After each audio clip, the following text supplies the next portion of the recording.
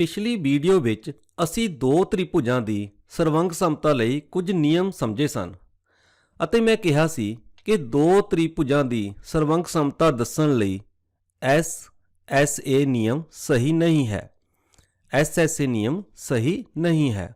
ਆਓ ਹੁਣ ਇਸ ਵੀਡੀਓ ਦੇ ਵਿੱਚ ਇਸ ਬਾਰੇ ਥੋੜਾ ਹੋਰ ਜਾਣਦੇ ਹਾਂ ਅਤੇ ਪਤਾ ਲਗਾਉਣ ਦੀ ਕੋਸ਼ਿਸ਼ ਕਰਦੇ ਹਾਂ ਕਿ ਕਿਉਂ ਕਿਹਾ ਜਾਂਦਾ ਹੈ ਕਿ SSA ਨਿਯਮ ਤ੍ਰਿਭੁਜਾਂ ਦੀ ਸਰਵੰਗ ਸਮਤਾ ਦੱਸਣ ਲਈ ਸਹੀ ਨਹੀਂ ਹੈ। ਹੁਣ ਇਸ ਨੂੰ ਸਮਝਣ ਦੇ ਲਈ ਪਹਿਲਾਂ ਮੈਂ ਇੱਕ ਤ੍ਰਿਭੁਜ ਬਣਾ ਲੈਂਦਾ ਹਾਂ। ਮੈਂ ਇੱਥੇ ਕੁਝ ਇਸ ਤਰ੍ਹਾਂ ਦੀ ਤ੍ਰਿਭੁਜ ਬਣਾ ਲੈਂਦਾ ਹਾਂ।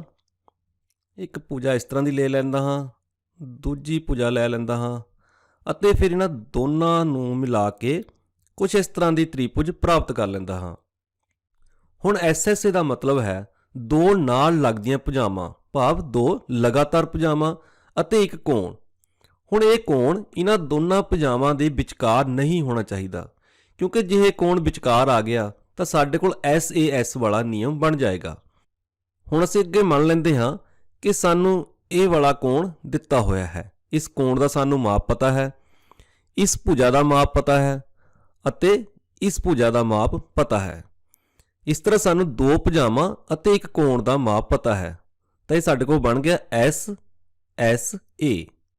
ਹੁਣ ਅਸੀਂ ਇਹ ਕੋਸ਼ਿਸ਼ ਕਰਨੀ ਹੈ ਕਿ ਕੀ ਇਸ ਸੂਚਨਾ ਦੇ ਆਧਾਰ ਤੇ ਅਸੀਂ ਇੱਕ ਵਿਲੱਖਣ ਤ੍ਰਿਭੁਜ ਬਣਾ ਸਕਦੇ ਹਾਂ।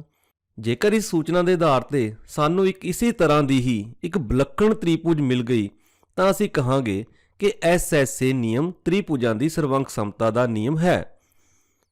ਆਓ ਹੁਣ ਇਸ ਨੂੰ ਬਣਾ ਕੇ ਦੇਖਦੇ ਹਾਂ।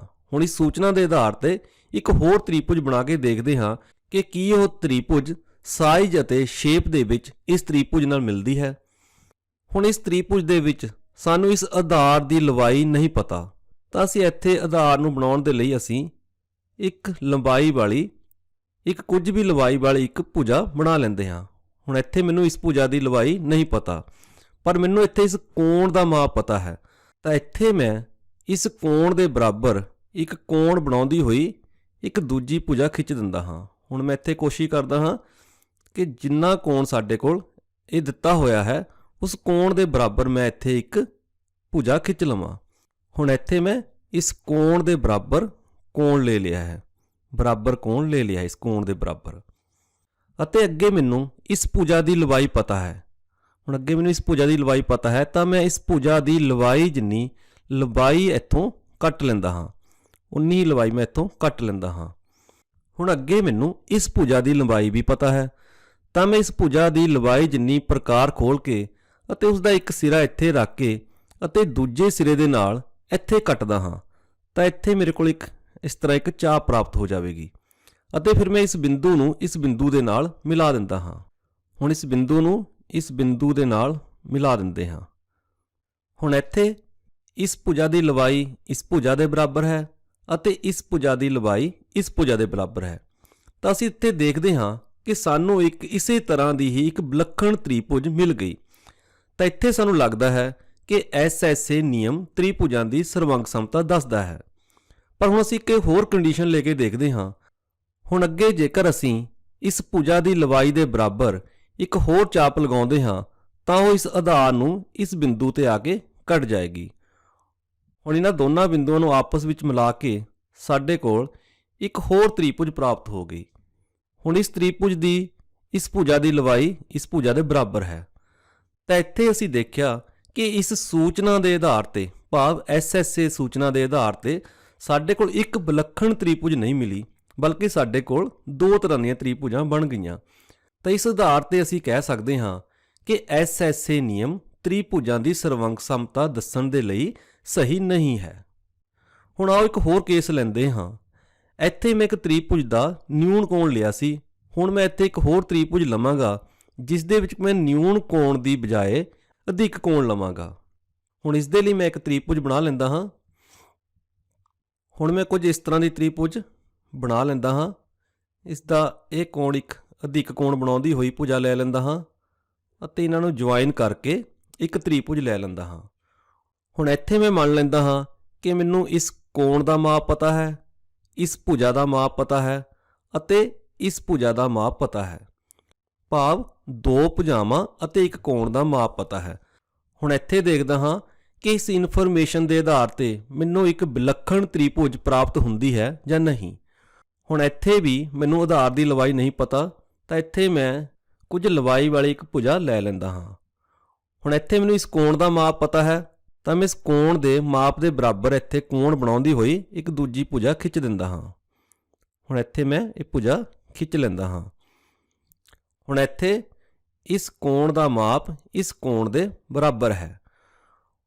ਹੁਣ ਅੱਗੇ ਮੈਨੂੰ ਇਸ ਭੁਜਾ ਦੀ ਲੰਬਾਈ ਪਤਾ ਹੈ, ਤਾਂ ਹੁਣ ਮੈਂ ਇਸ ਭੁਜਾ ਦੀ ਲੰਬਾਈ ਦੇ ਬਰਾਬਰ ਇੱਥੇ ਇੱਕ ਚਾਪ ਲਗਾ ਲੈਂਦਾ ਹਾਂ। ਮੈਂ ਇਸ ਨੂੰ ਇੱਥੋਂ ਕੱਟ ਲੈਂਦਾ ਹਾਂ, ਦੋਨਾਂ ਭੁਜਾਵਾਂ ਦੀ ਲੰਬਾਈ ਬਰਾਬਰ ਲੈ ਲੈਂਦਾ ਹਾਂ। ਹੁਣ ਅੱਗੇ ਮੈਨੂੰ ਇਸ ਭੁਜਾ ਦੀ ਲੰਬਾਈ ਪਤਾ ਹੈ, ਤਾਂ ਮੈਂ ਇਸ ਭੁਜਾ ਦੀ ਲੰਬਾਈ ਦੇ ਬਰਾਬਰ ਪ੍ਰਕਾਰ ਖੋਲ੍ਹ ਕੇ ਅਤੇ ਉਸ ਦਾ ਇੱਕ ਸਿਰਾ ਇੱਥੇ ਰੱਖ ਕੇ ਦੂਜੇ ਸਿਰੇ ਦੇ ਨਾਲ ਇਸ ਆਧਾਰ ਵਾਲੀ ਭੁਜਾ ਨੂੰ ਕੱਟ ਲੈਂਦਾ ਹਾਂ ਅਤੇ ਫਿਰ ਇਹਨਾਂ ਦੋਨਾਂ ਬਿੰਦੂਆਂ ਨੂੰ ਆਪਸ ਦੇ ਵਿੱਚ ਮਿਲਾ ਦਿੰਦਾ ਹਾਂ। ਹੁਣ ਇਸ ਤਰ੍ਹਾਂ ਮੇਰੇ ਕੋਲ ਇੱਕ ਤ੍ਰਿਭੁਜ ਪ੍ਰਾਪਤ ਹੋ ਜਾਂਦੀ ਹੈ, ਜਿਸ ਦਾ ਕਿ ਇਹ ਕੋਣ ਇਸ ਕੋਣ ਦੇ ਬਰਾਬਰ ਹੈ, ਇਸ ਭੁਜਾ ਦੀ ਲੰਬਾਈ ਇਸ ਭੁਜਾ ਦੀ ਲੰਬਾਈ ਦੇ ਬਰਾਬਰ ਹੈ ਅਤੇ ਇਸ ਭੁਜਾ ਦੀ ਲੰਬਾਈ ਇਸ ਭੁਜਾ ਦੀ ਲੰਬਾਈ ਦੇ ਬਰਾਬਰ ਹੈ। ਹੁਣ ਇੱਥੇ ਮੈਨੂੰ ਇੱਕ ਵਿਲੱਖਣ ਤ੍ਰਿਭੁਜ ਪ੍ਰਾਪਤ ਹੋ ਗਈ ਹੈ। ਹੁਣ ਇਸ ਇਨਫੋਰਮੇਸ਼ਨ ਦੇ ਆਧਾਰ ਤੇ ਕੇਵਲ ਮੈਂ ਇਸ ਹੀ ਤਰ੍ਹਾਂ ਦੀ ਤ੍ਰਿਭੁਜ ਬਣਾ ਸਕਦਾ ਹਾਂ।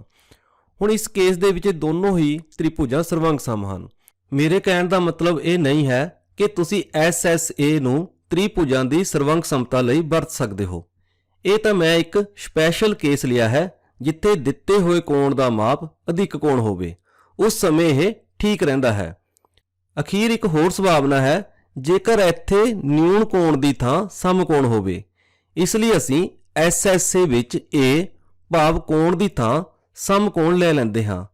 ਕੁਝ ਇਸ ਤਰ੍ਹਾਂ ਦਾ ਲੈ ਲੈਂਦੇ ਹਾਂ, ਇਸ ਤਰ੍ਹਾਂ ਅਸੀਂ ਇੱਕ ਸਮਕੋਣ ਲੈ ਲੈਂਦੇ ਹਾਂ ਅਤੇ ਫਿਰ ਤ੍ਰਿਭੁਜ ਦੀ ਰਚਨਾ ਕਰਦੇ ਹਾਂ। ਇੱਥੇ ਸਾਨੂੰ ਇੱਕ ਭੁਜਾ ਦੀ ਲੰਬਾਈ ਪਤਾ ਨਹੀਂ ਹੈ, ਅਸੀਂ ਇੱਕ ਭੁਜਾ ਕੁਝ ਲੰਬਾਈ ਦੀ ਬਣਾ ਲੈਂਦੇ ਹਾਂ ਅਤੇ ਸਾਨੂੰ ਦੂਜੀਆਂ ਦੋ ਭੁਜਾਵਾਂ ਦੀ ਲੰਬਾਈ ਪਤਾ ਹੈ। ਅਸੀਂ ਦੂਜੀ ਭੁਜਾ ਡਰਾ ਕਰ ਲੈਂਦੇ ਹਾਂ ਜਿਸ ਦੀ ਕਿ ਲੰਬਾਈ ਸਾਨੂੰ ਪਤਾ ਹੈ। ਹੁਣ ਇਹ ਭੁਜਾ ਹੈ ਜਿਸ ਦੀ ਕਿ ਲੰਬਾਈ ਸਾਨੂੰ ਪਤਾ ਹੈ। ਹੁਣ ਅੱਗੇ ਸਾਨੂੰ ਇਸ ਦੀ ਤੀਜੀ ਭੁਜਾ ਦੀ ਲੰਬਾਈ ਵੀ ਪਤਾ ਹੈ।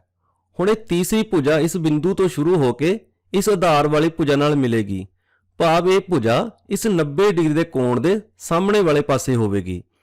ਹੁਣ ਸਾਨੂੰ ਪਤਾ ਹੈ ਕਿ ਸਮਕੋਣੀ ਤ੍ਰਿਕੋਣ ਦੇ ਵਿੱਚ 90 ਡਿਗਰੀ ਦੇ ਸਾਹਮਣੇ ਵਾਲੀ ਭੁਜਾ ਕर्ण ਹੁੰਦੀ ਹੈ। ਹੁਣ ਇਸ ਭੁਜਾ ਨੂੰ ਡਰਾ ਕਰਨ ਦਾ ਕੇਵਲ ਤੇ ਕੇਵਲ ਇੱਕ ਹੀ ਤਰੀਕਾ ਹੈ। ਹੁਣ ਅਸੀਂ ਇਸ ਬਿੰਦੂ ਤੋਂ ਸ਼ੁਰੂ ਕਰਾਂਗੇ ਅਤੇ ਦਿੱਤੀ ਹੋਈ ਲੰਬਾਈ ਦੇ ਅਨੁਸਾਰ ਇਸ ਨੂੰ ਖਿੱਚਾਂਗੇ ਅਤੇ ਇਹ ਇਸ ਆਧਾਰ ਵਾਲੀ ਭੁਜਾ ਦੇ ਨਾਲ ਮਿਲ ਜਾਵੇਗੀ। ਇਸ ਤਰ੍ਹਾਂ ਸਾਨੂੰ ਇੱਕ ਵਿਲੱਖਣ ਕਿਸਮ ਦੀ ਤ੍ਰਿਭੁਜ ਪ੍ਰਾਪਤ ਹੋ ਜਾਵੇਗੀ। ਹੁਣ ਜੇਕਰ ਧਿਆਨ ਨਾਲ ਦੇਖਿਆ ਜਾਵੇ ਤਾਂ ਅਸਲ ਵਿੱਚ ਇੱਥੇ ਅਸੀਂ ਤ੍ਰਿਭੁਜ ਦੀ ਸਰਵੰਗ ਸਮਤਾ ਦੇ ਇੱਕ ਹੋਰ ਨਿਯਮ ਵੱਲ ਜਾ ਰਹੇ ਹਾਂ। ਇਹ ਨਿਯਮ ਹੈ ਰਾਈਟ ਐਂਗਲ ਭਾਵ ਸਮਕੋਣ, ਸਾਈਡ ਭਾਵ ਭੁਜਾ, ਹਾਈਪੋਟੇਨਿਊਸ ਭਾਵ ਕर्ण। ਇਹ ਨਿਯਮ ਭਾਵ RSH ਨਿਯਮ SSA ਦਾ ਇੱਕ ਸਪੈਸ਼ਲ ਕੇਸ ਹੈ ਜਿੱਥੇ ਕਿ ਦਿੱਤਾ ਹੋਇਆ ਕੋਣ ਸਮਕੋਣ ਹੈ।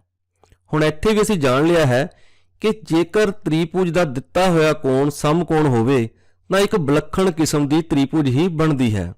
ਹੁਣ ਤੁਸੀਂ ਅੱਗੇ ਇਹ ਵੀ ਜਾਣਦੇ ਹੋ ਕਿ ਸਮਕੋਣੀ ਤ੍ਰਿਕੋਣ ਵਿੱਚ ਜੇਕਰ ਦੋ ਭੁਜਾਵਾਂ ਦੀ ਲੰਬਾਈ ਪਤਾ ਹੋਵੇ ਤਾਂ ਪਾਇਥਾਗੋਰਸ ਥਿਊਰਮ ਰਾਹੀਂ ਤੀਜੀ ਭੁਜਾ ਪਤਾ ਕੀਤੀ ਜਾ ਸਕਦੀ ਹੈ। ਹੁਣ ਇੱਥੇ ਸਾਨੂੰ ਇਸ ਭੁਜਾ ਦੀ ਲੰਬਾਈ ਪਤਾ ਹੈ ਅਤੇ ਇਸ ਭੁਜਾ ਦੀ ਲੰਬਾਈ ਪਤਾ ਹੈ, ਤਾਂ ਇੱਥੇ ਅਸੀਂ ਪਾਇਥਾਗੋਰਸ ਥਿਊਰਮ ਦੀ ਵਰਤੋਂ ਕਰਕੇ ਤੀਜੀ ਭੁਜਾ ਦੀ ਲੰਬਾਈ ਪਤਾ ਕਰ ਸਕਦੇ ਹਾਂ। ਤਾਂ ਇਸ ਲਈ ਜੇਕਰ ਤੁਹਾਡੇ ਕੋਲ SSA ਦੀ ਸੂਚਨਾ ਹੋਵੇ ਤਾਂ ਤੁਸੀਂ SSA ਨਿਯਮ ਦੀ ਵਰਤੋਂ ਕਰ ਸਕਦੇ ਹੋ, ਕਿਉਂਕਿ ਇੱਥੇ ਅਸੀਂ ਤੀਜੀ ਭੁਜਾ ਦੀ ਲੰਬਾਈ ਪਤਾ ਕਰ ਸਕਦੇ ਹਾਂ। ਤਾਂ ਅਖੀਰ ਦੇ ਵਿੱਚ ਅਸੀਂ ਸਮਝ ਗਏ ਹਾਂ ਕਿ ਜੇਕਰ ਤ੍ਰਿਭੁਜ ਵਿੱਚ ਦਿੱਤਾ ਹੋਇਆ ਕੋਣ ਨਿਊਨ ਕੋਣ ਹੋਵੇ ਤਾਂ ਸਾਨੂੰ ਇੱਕ ਵਿਲੱਖਣ ਤਰ੍ਹਾਂ ਦੀ ਤ੍ਰਿਭੁਜ ਪ੍ਰਾਪਤ ਨਹੀਂ ਹੁੰਦੀ। ਇਸ ਲਈ ਅਸੀਂ ਕਹਿ ਦਿੰਦੇ ਹਾਂ ਕਿ SSA ਨਿਯਮ ਤ੍ਰਿਭੁਜਾਂ ਦੀ ਸਰਵੰਗ ਸਮਤਾ ਦੇ ਲਈ ਸਹੀ ਨਹੀਂ ਹੈ।